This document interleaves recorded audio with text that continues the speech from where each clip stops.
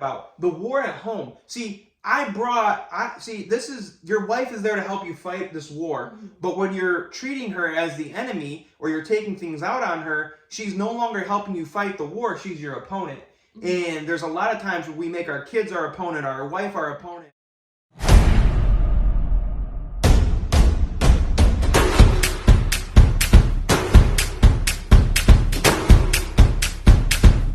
Welcome back to Gospel 365. I'm your host, Chase Brown. Thank you so much for joining us today. This is my wife, Rachel. Today we're going to be doing a podcast on my wife. It was her idea to come up with the name War at Home. And it's kind of based off the book that I came out with this year. It's Fighting the War at Home. You can get it on Amazon for $7.99 a book. And I encourage you guys to go on there, Fighting the War at Home /Chase Brown. So with that being said, I want to ask a couple of questions. And this is what this is about. I want to ask my wife, if you want to introduce yourself real quick. You guys aren't used to seeing her on here.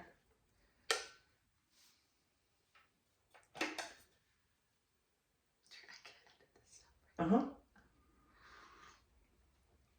Do you want to sit like that, or do you want to sit like with your feet on the ground? Okay.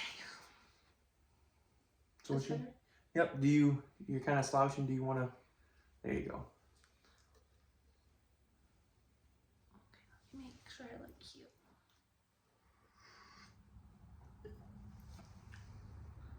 Mm-hmm. So what's your name? All right. Hi, I'm Rachel, his wifey. I'm a stay-at-home mom. How many kids do you have? And I have 4 kids. Yep. I have a teenager and a 4-year-old, a 2-year-old, and a 10-month-old. Now, we all have a bunch of ideas when it comes to the topic, the war at home. Now, if I were to talk to you about the war at home, what would you think that, the war at home, what would that be to you? What does that mean to you? Fighting the war at home would definitely be maintaining peace. Okay, so here's the deal. At home, so there's a war. You're fighting a war every single day. You're fighting the war at work. You're fighting the war when you're going to the store. You're fighting the war every day when you're dealing with kids. So, but this war at home, we're talking about a domain of body, being, balance, and business. So every day you're fighting a war, whether it's a spiritual war, a physical war at home. There's a war at home. The devil's trying to get in and interfere with your family, and he's trying to destroy it and rob you of your joy. Well, this is the war we're fighting. Yeah, well, the thing is, like, God is all about family. Like, if you notice throughout the Bible, God is a huge supporter of family. That's what the church is. It's a family. It's a body. So if you think about it as spiritually wise, the devil or Satan is against family and wants to do everything he can to destroy family, because God is family oriented. Some examples of where the devil can easily attack the family is probably through the mom, because the mom holds the whole family attitude, together. No, that too, but holds the attitude. If the mom's having a bad day, the kids are going to have a bad day. Yeah. If mom's having a good day, the kids are going to have a good day. So I could even say that about the husband. If you're having a bad day, it's almost making me have a bad day. Mm-hmm. So it's because the woman either tears her house apart with her own 2 hands, or she lifts her household up and builds her house with her own 2 hands. Yeah, that's how much power the mom has. I'd say you build our house pretty good. So so my wife and I, Rachel, we've been together now for 7 years, but we've been married for over 5, and they have been a really prosperous 5 years. We've done a lot in 5 years. This war at home started long before we even had a house together. So this isn't about a house, it's about a home. So what makes, the fighting the war at home is what's going on behind the closed doors of your relationships at home. See, and when I go to work, I maintain and manage a group of guys. We work in construction. I'm taking over a construction company. But the thing that's really important too is knowing that there's this war at home that, like she was saying, it's about family, where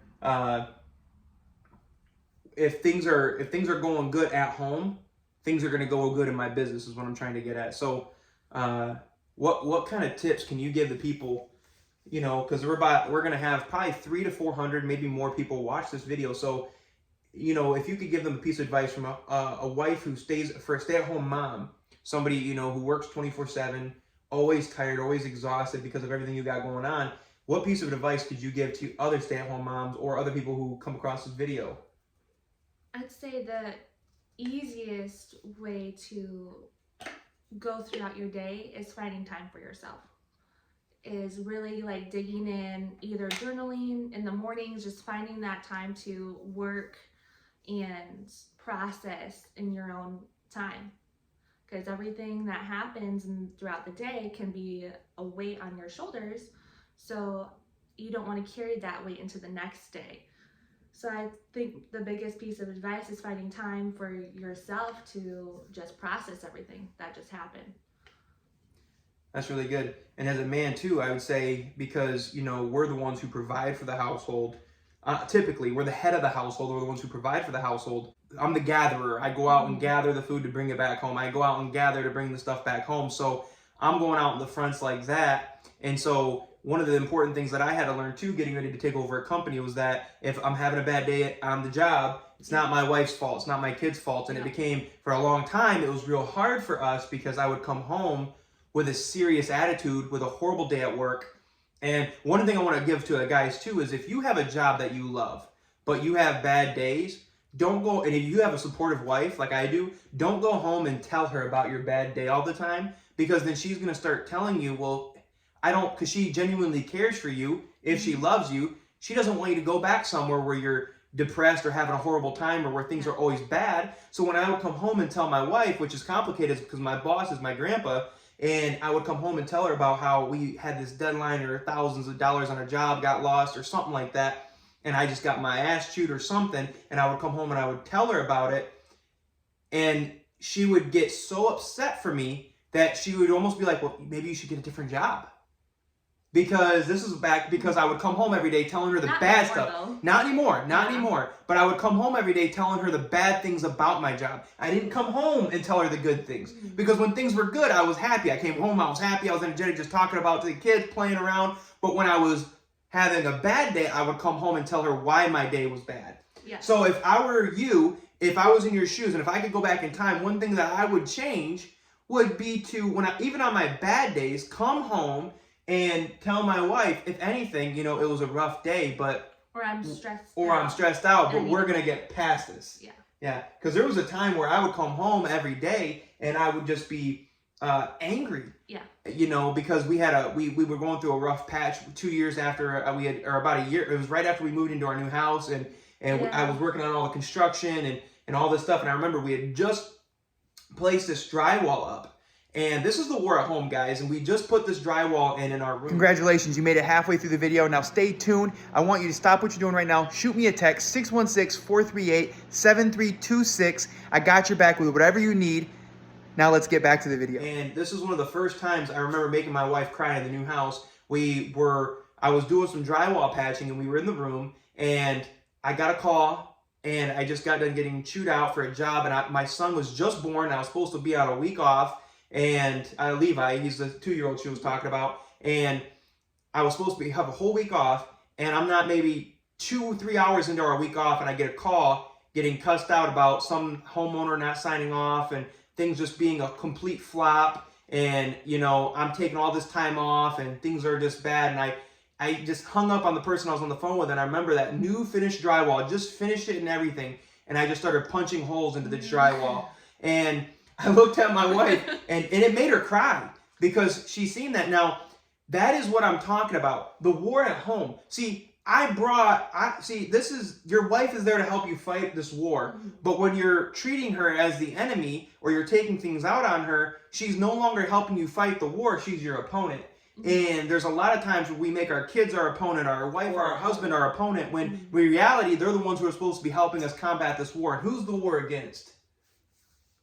The enemy. The enemy. We don't Amen. fight flesh and blood. Yep. But principalities and powers and rulers of wickedness of this world. And the only way we can really truly fight it is together. Amen. And the only thing, you're only as strong as, what is it? You're only as strong as your weakest link. Yep. Your weakest link. So. Yep. So just real quick. What we're getting ready to do, it's 8:30 right now, and we're getting ready to finish up this podcast. And we're going to go to the gym, we're gonna go to the store, and then at 9:30 we're gonna go see the Lost Kingdom, the Aquaman Lost Kingdom, and so Is your kingdom lost? there's a long period of time, man, where we need to realize that God has placed us in these positions in life. There's from our story of actually meeting, there's no way we could be where we were today from where we started. You're constantly growing, you're constantly maturing. And even now, I'm trying to get up at 4 a.m. and a lot of times it's 90% of the time, especially after I had surgery, 90% of the time it's failing. I'm not getting up at 4 a.m. But I'm getting ready to buy a polar ice bath plunge thing to take in the morning. So hopefully that'll help, wake me up when I get up and all that stuff. So who doesn't want to take an ice bath at 4 a.m? Yeah. So, there's so many things that we need to do together, as a couple every day. With the kids, the communication is a big key. Yes. See, there's a bunch. Maybe we'll do another podcast because this is just an introduction podcast. I introduced myself. Well, you guys know me already, but my wife introduced herself, and and we have our kids. There's so much more to my life that goes on than what you guys just see between the motivational workout videos, the other motivational videos talking about body being balanced business or the shield of faith, things like that, or the political videos that I post. There's a lot of things else that goes on in my life, and my wife and I, we fight every day with tools. There's tools that God has given us to combat the enemy, and that is the shield of faith, the helmet of salvation, the belt of truth, the shoes shod with the gospel of peace. There's so many things that God has given us, the full armor of God, plus communication. Yeah. Communication is key in a relationship. If you want your relationship to last, you have to have communication. When my wife and I first met, and we should really get back to this, we would send each other like a paragraph or two every day. I started it up. I started it up like a week ago. I sent her a paragraph. You did. And it got lost after that. I liked the paragraph. I liked it. I felt beautiful. We didn't continue it though. But there's a lot of things that you need to do in your relationship in order to have it last. And real quick before we get off here, I want to share one more story. I know I did a lot of talking. Maybe as we do more of these podcasts, we'll switch it up. But I absolutely love talking. I love having my wife on. This is a lot of fun. But one of the things that I remember, this is all the war at home. And I remember when we and her first got together, we first got married, and we were in our engagement year. It was the toughest year ever. Oh, no. So we got past the engagement year, which is the toughest year we had. Yeah, that was the hardest. And then we got into marriage, and when we got married, it was almost like easy. But I remember even after a year of being together, I was driving down the road, and me and my wife, we were having like this. We never really had an argument or a fight, but we'd get into like these spats or these disagreements that would kind of turn into I guess like our fight would be somebody else. Like we'd go to bed happy with each other. Yes. We go to bed with the marriage bed being pure. We never go to bed angry. We don't let the sun go down our wrath. Yeah. We won't even leave the car for fighting. Yeah, it's hard for us to leave the car. So like a fight for us, because I work with guys on the job site, and they're all older than me too, because I'm 24. I'm not gonna say my wife's age, but I'm 24, and we go. Not even said so we're at the job site. I'm at the job site. I'm working with guys who are 50, 45, and I'm the boss over everyone. And so we're talking about wives and stuff, and I'm talking about our little fights, and they're like, "That's it?" And like I'm on the phone, and I'm hearing my guys that calling their wives different names, always fighting. I don't think we've ever called each other a name, but we don't even call each other by our own name. And but we've had little disagreements. I mean, if we do, someone's in trouble. Yeah, and we were having this little disagreement, and I remember we got off the phone, and I was driving, and I just had this thought, and I said it out loud, where it was or I told her, I was like, well, I know if we make it past 13 years, we'll last forever. And it was that seed that right there that reminded me of when my mom left after she was married to my dad for 13 years. So that generational curse, even though I had been a Christian for 2 years, I believed in breaking generational curses. I knew I was going to get into a marriage that lasts, and I knew after we went through the hell year that we went through with engagement, and we were already married for a year, I still found myself, and we say we love each other with agape love every single day without fail. And I remember I was driving, and I said out loud, I said, well, if it makes it past 13 years, I'll know it's meant to last. And it was almost like it came out like it was like an idle word. Like I didn't mean to say it. I wasn't thinking it. It just came out. And I realized that was a seed planted down in me. And after that, like I know we're going to be together forever. We may have little insecurities, but I know we're going to be together forever because, you know, the enemy tries to bring thoughts and uninvited. But I remember that was a generational curse that I had to break.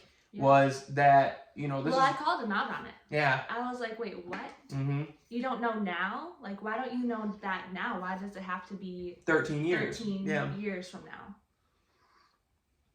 And it was because my mom left after she was married to my dad for 13 years. Yep. And that's when we discovered the roots of the seed. But that's definitely not the case now. No. But we fought it though. Yeah, we did. There's a lot of spiritual warfare. I could have done something else. It'd be like, what, you don't love me now? Yep. Like, I could accuse you of that and all that stuff. But I was like, no. And we killed it right then and there. One of the things, we killed it together. That's the thing. And we weren't ashamed to pray with each other over that. And one of the things you guys will find out too as we do more of these podcasts is that, you know, her being willingly to take on my little sister who's the teenager she was talking about earlier, you know, that's a big step. And adding, because we had a 4-year-old, a 2-year-old, and a 10-month-old, and we added a 16-year-old. Was Raina 15 when she moved in with us? She was 15. Wow. We had her for 2 years now. Going on 2 years? Because we did her Sweet 16 and then we just did her 17th. Holy crap. Mm-hmm. So, you know, we've had my little sister now with us for going on 2 years. Yeah. Wow, 15 to 17. That's insane. But, you know, and she was willing to take it on. And we had people tell us, like, don't, you know, like. Yeah, we had a lot of hate. Everyone who knows us knows that we have the saying, like, we've been on our honeymoon since we got married. Yeah. And, you know, and our honeymoon phase isn't over. And so you guys will find that out too watching these videos. But one of the things that, you know, people are telling us, like, well, you're adding a 15-year-old onto that. You're adding a teenager onto that. Like, you know, and, well, you know, sticking it out and stuff. I'm sure we'll have a video or a podcast dedicated to that. Maybe we'll even have Raina on here. Who knows? Like, Raina, how would you like to talk about your life? So, but hey, do you have anything else you want to say for the viewers? No. No? I think we're gonna get ready to wrap it up with this. Go continue our night. Go to the gym. Go to the store and all that fun stuff, and go to the movies. I hope you guys are having a blessed day, and I know you're gonna have a blessed New Year's. You'll be seeing us before then, or at least me before then. So, without fail, I would like to say this: fear not, believe only. We love you. We're praying for you. Thank you for joining us at the War at Home podcast. Peace. You want to say peace? War at home. I feel like that was cheesy, but we'll keep it.